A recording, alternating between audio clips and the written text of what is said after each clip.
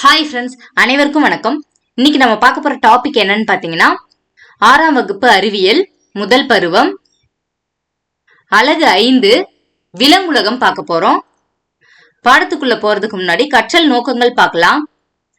பல வகையான விலங்குகள் உள்ளன என்பதை அறிந்து கொள்ளுதல், விலங்குகள் மற்றும் தாவரங்களில் காணப்படும் பல்வகை தன்மைகளை அறிந்து கொள்ளுதல்,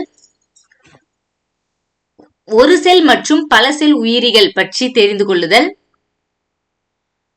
வாழிடங்கள் அடிப்படையில் உயிரினங்களில் ஏற்பட்டுள்ள மாறுபாடுகளை தெரிந்து கொள்ளுதல், வாழிடத்திற்கு ஏற்ப விலங்குகள் பெற்றுள்ள அமைப்புகளை அறிதல், உயிரினங்கள் ஒன்றோடொன்று சார்ந்துள்ளன என்பதை அறிதல்.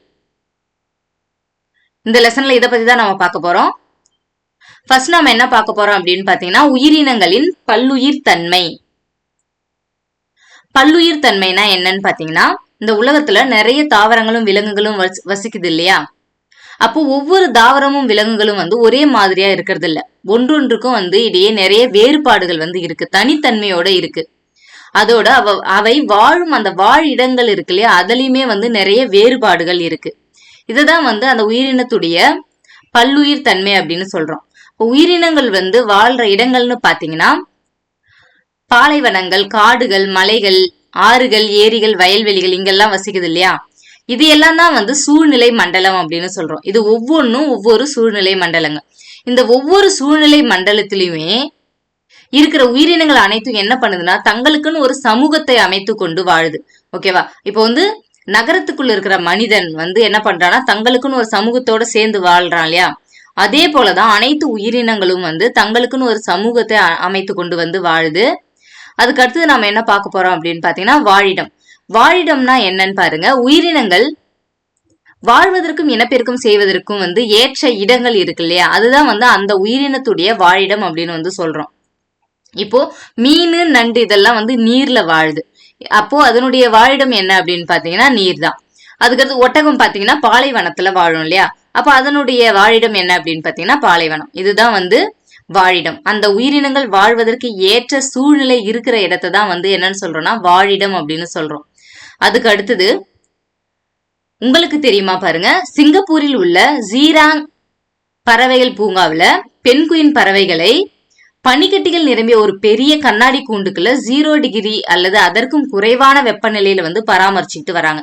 அப்ப பென்குயின் வாழ்ற இடம்னு பாத்தீங்கன்னா துருவ பகுதியில தான் வாழும். அங்க வெப்பநிலை எப்படி இருக்கும்னு பாத்தீங்கன்னா 0 டிகிரியை விட கம்மியா தான் இருக்கும். இந்த பறவைய என்ன பண்ணிருக்காங்கன்னா, கண்ணாடி குடுவைக்குள்ள பனிக்கட்டி எல்லாம் நிறைய நிரப்பி வச்சு 0 டிகிரிக்கும் குறைவான வெப்பநிலையில இதை பராமரிச்சிட்டு இருக்காங்க. ஓகேவா? இதுல முக்கியமானது என்னன்னா, இது எந்த நாடு அப்படின்னு கேட்பாங்க. சிங்கப்பூர்ல உள்ள ஜீராங் பறவைகள் பூங்கால. அதுக்கு அடுத்தது பாருங்க, ஒரு செல் மற்றும் பல செல் உயிரினங்கள். உயிரினங்கள் செல் எனப்படும் மிகச்சிறிய செயல்படும் அலகால் ஆனவை. அப்ப உயிரினத்துக்கு அடிப்படை அலகு என்ன அப்படின்னு பாத்தீங்கன்னா செல்லு. ஓகேவா? நம்ம போன பாடத்துல பார்த்தோம் இல்லையா, பொருள்களின் அடிப்படை அலகு. பருப்பொருள்னா என்ன, அதனுடைய அடிப்படை அலகு அணு அப்படின்னு பார்த்தோம் இல்லையா. அப்ப அது உயிர் இல்லாத பொருள். அப்ப பொருளுக்கான அடிப்படை அலகா இருப்பது அணு. அதுவே உயிரினமா இருந்துச்சுன்னா அதற்கான அடிப்படை அலகு என்னன்னு பாத்தீங்கன்னா செல்லு. இப்ப செல்கள் பல சேர்ந்துதான் என்ன பண்ணுது, ஒரு உயிரினம் உருவாகுது. ஓகேவா? இந்த செல்லு 2 வகையா சொல்லலாம். ஒரு செல் உயிரி மற்றும் பல செல் உயிரின்னு 2 வகை இருக்கு. இப்போ ஒரு செல் உயிரினா என்ன அப்படின்னு பாத்தீங்கன்னா, ஒரே ஒரு செல் மட்டும்தான் இருக்கும். ஒரே ஒரு செல் இருந்து ஒரு உயிரினம் இருந்துச்சுன்னா அது ஒரு செல் உயிரி. ஒன்றுக்கும் மேற்பட்ட, அதாவது 2 செல்லோ 3 செல்லோ இல்ல அதுக்கும் மேல எவ்வளவு செல்கள் இருந்தாலும் அது பல செல் உயிரி அப்படின்னு சொல்றோம். ஒரு செல் உயிரினங்கள் என்ன பண்ண அப்படின்னு பாத்தீங்கன்னா ரொம்ப சின்னதா இருக்கும். ஓகேவா? மிக சிறியதா இருக்கும். வெறும் கண்ணால அதை பார்க்க முடியாது, நுண்ணோக்கியால மட்டும்தான் பார்க்க முடியும். பெரும்பாலும் இந்த ஒரு செல் உயிரினம் எங்க வாழும் அப்படின்னு பாத்தீங்கன்னா நீர்நிலைகள்ல தான் வாழும். அந்த ஒரு செல்லுக்குள்ளேயே சில நுண் உறுப்புகள் இருக்கும். அந்த நுண் உறுப்புகள் மூலமாக தான் என்ன பண்ணுதுன்னா உணவு எடுத்துக்கிறது, செரிமானம் பண்றது, இனப்பெருக்கம் பண்றது, இது எல்லாமே அந்த ஒரு செல்லுக்குள்ளேயே நடைபெறும். இதுதான் ஒரு செல் உயிரினங்கள். எடுத்துக்காட்டு பாத்தீங்கன்னா அமீபா, பாரமீசியம், யூக்ளினா இதெல்லாம் ஒரு செல் உயிரினங்கள். இதுல நம்ம ஃபர்ஸ்ட் பார்க்க போறது அமீபா. அமீபா நீர்ல தான் வாழும். நம்ம ஏற்கனவே சொன்னோம் இல்லையா, ஒரு செல் உயிரி எல்லாமே நீர்ல தான் வாழும். அமீபாவை பொறுத்த வரைக்கும் பாருங்க உணவு குமிழ் மூலமாக செரிமானம் வந்து பண்ணுது. அப்போ அமீபா நீரில் உள்ள உணவு துகள்களை வந்து விழுங்கிடுது. விழுங்கினதுக்கு அப்புறமா உணவு குமிழ் மூலமாக செரிமானம் பண்ணுது. சுருங்கும் நுண் குமிழ்கள் மூலமாக கழிவு நீக்கம் பண்ணுது. எளிய பரவல் முறையில உடலின் மேற்பரப்பின் வழியாக வந்து சுவாசித்தல் வந்து நடைபெறுது. ஓகேவா? இது வந்து இடப்பெயர்ச்சி எப்படி பண்ணுதுன்னு பாத்தீங்கன்னா போலிக்கால்கள் மூலமாக இருக்கு இல்லையா, இந்த மாதிரியான நீட்சிகள் இருக்குல்ல, இதைதான் வந்து போலிக்கால்கள் அப்படின்னு சொல்றோம். அந்த போலிக்கால்கள் மூலமாக தான் அமீபா வந்து என்ன பண்ணுதுன்னா இடப்பெயர்ச்சி பண்ணுது. ரெண்டாவது பாத்தீங்கன்னா பாரமீசியம், இதுவும் வந்து நீர்ல தான் வாழுது. இது வந்து எதன் மூலமா இடப்பெயர்ச்சி பண்ணுது பாருங்க, குறு இழைகள் மூலமாக வந்து இடப்பெயர்ச்சி பண்ணுது. மூணாவது யூக்ளினா, இது வந்து கசை இழைகள் மூலமாக வந்து இடப்பெயர்ச்சி பண்ணுது. ஓகேவா? நம்மளுக்கு அமீபா, பாரமீசியம், யூக்ளினா இத மூணையும் வந்து பொறுத்துகளை கொடுத்துட்டு இடப்பெயர்ச்சி செய்யற அந்த உறுப்புகள் வந்து கேட்கலாம். அதை வந்து கொஞ்சம் நல்லா பாத்துங்க. ஃபர்ஸ்ட் நாம வந்து அமீபா எப்படி ஞாபகம் வச்சுக்கிறது அப்படின்னு வந்து சொல்ற பாருங்க. அமீபா, அமீபாவுக்கு கடைசியில பா வருது இல்லையா, அப்போ அந்த பாப்பா வரிசையில வர போலிக்கால்கள், அமீபானா போலிக்கால்கள்.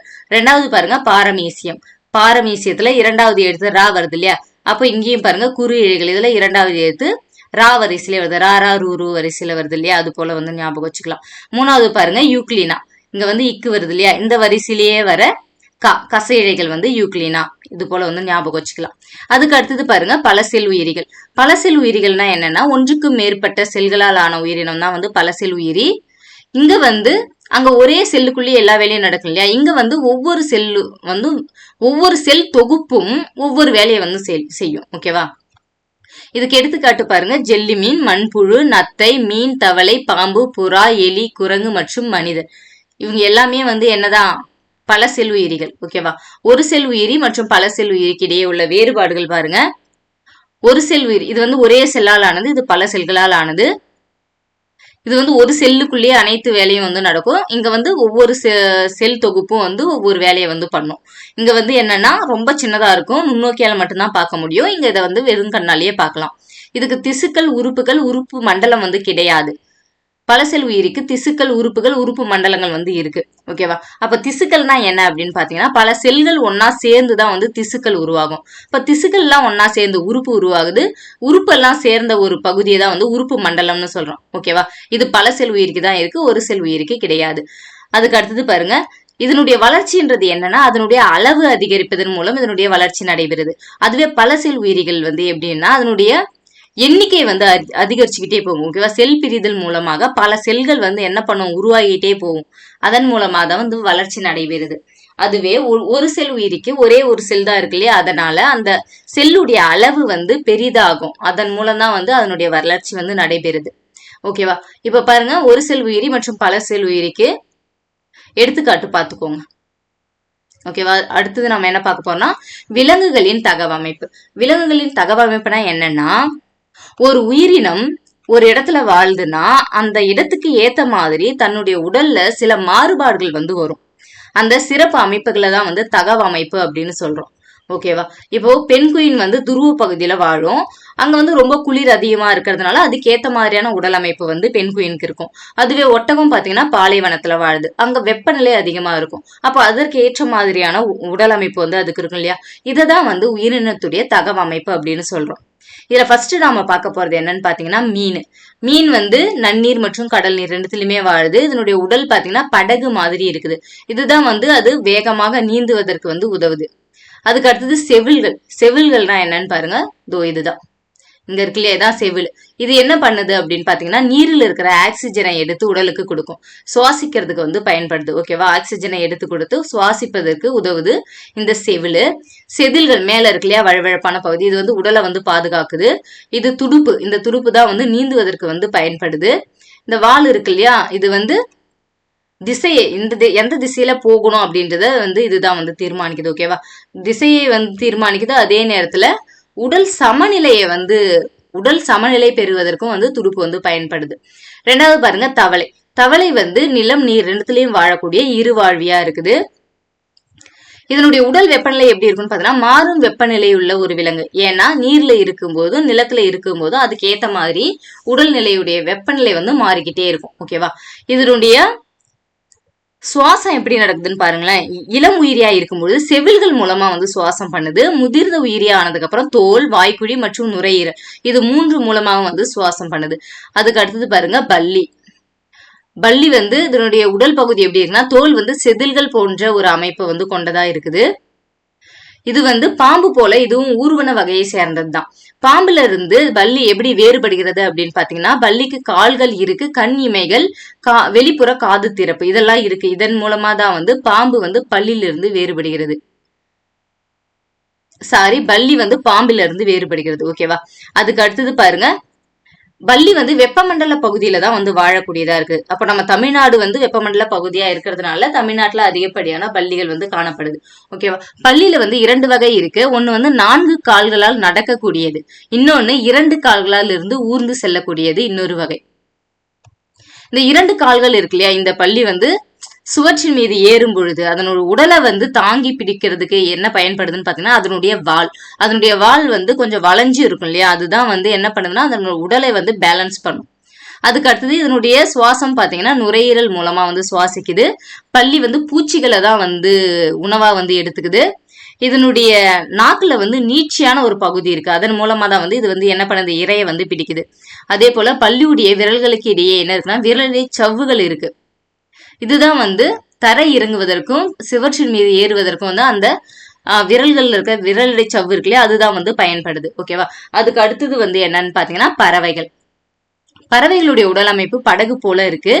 பறவைகளுக்கு வாய் கிடையாது, அதற்கு பதிலாக அலகு இருக்கு. நுரையீரல் மூலம் வந்து சுவாசிக்குது.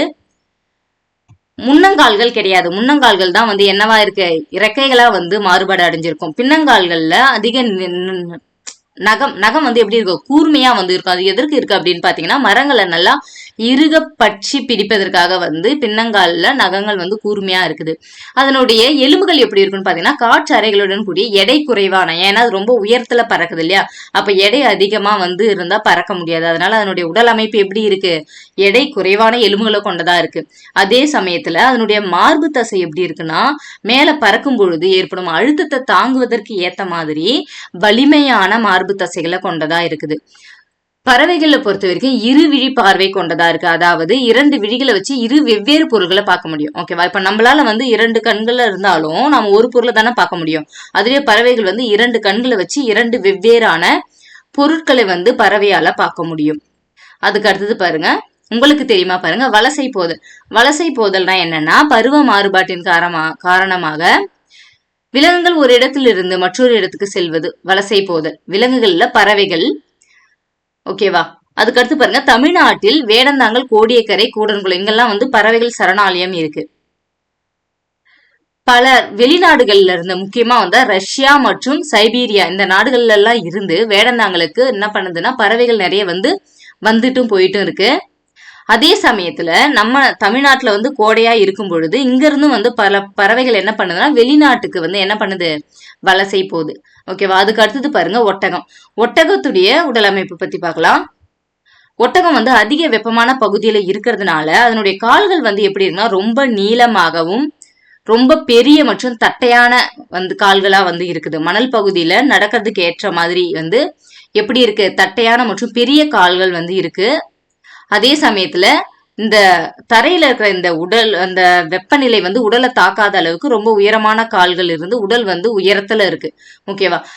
ஒட்டகம் வந்து தண்ணியை குடிச்சதுக்கு அப்புறம் ரொம்ப நாளைக்கு அதை வந்து என்ன பண்ணும், உடல்ல வந்து சேமிச்சு வைக்கும். அதே போல அதுக்கு வந்து நீர் இழப்பு வந்து ஒட்டகத்துக்கு ரொம்ப கம்மியா இருக்கும். குறைந்த அளவு தான் வந்து சிறுநீர் போகும். அதே போல வியர்வை வந்து வெளிவராது. இது போல நீர் இழப்புன்றது அதுக்கு ரொம்ப கம்மியா இருக்கு.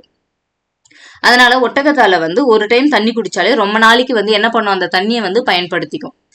ஒட்டகத்துடைய கொழுப்பு வந்து அதனுடைய திமில்ல வந்து சேமிச்சு வைக்கப்படுது.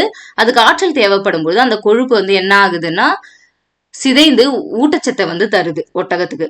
ஓகேவா. அப்போ பாலைவனத்துல வாழ்வதற்கான அனைத்து பண்புகளும் இருக்கிறதுனால ஒட்டகம் வந்து பாலைவன கப்பல் அப்படின்னு வந்து சொல்லப்படுது. அதே போல புழுதி புயல் ஏற்படும் பொழுது அந்த மணல்கள் வந்து ஒட்டகத்தை தாக்காம இருப்பதற்காக அதனுடைய உடல் அமைப்பு எப்படி இருக்குன்னு பாருங்களேன். அதனுடைய கண் இமைகள் வந்து ரொம்ப பெரியதா வந்து இருக்குது.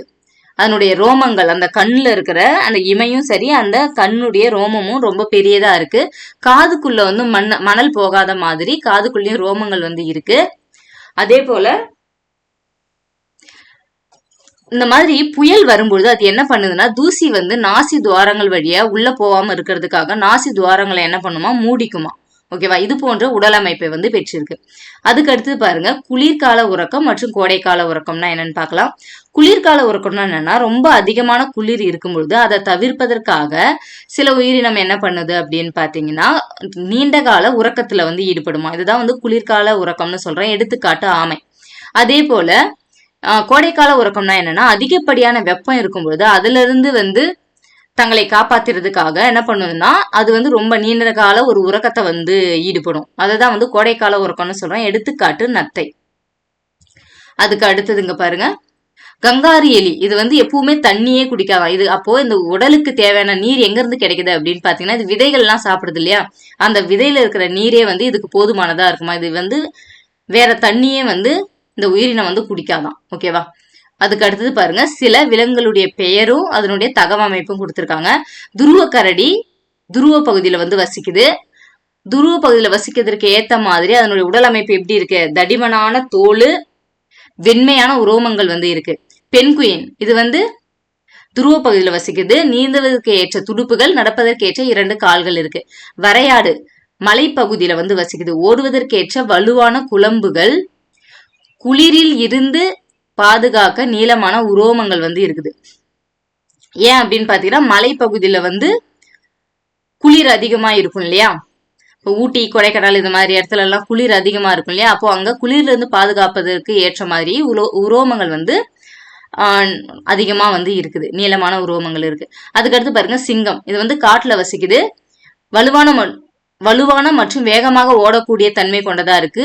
இரையை பிடிப்பதற்கு ஏற்றவாறு கூர்மையான நகங்கள் வந்து இருக்குதுக்கு. அதுக்கு அடுத்து பாருங்க, வரையாடு பத்தி சொல்லியிருக்காங்க. நமது மாநில விலங்கு நீலகிரி வரையாடு.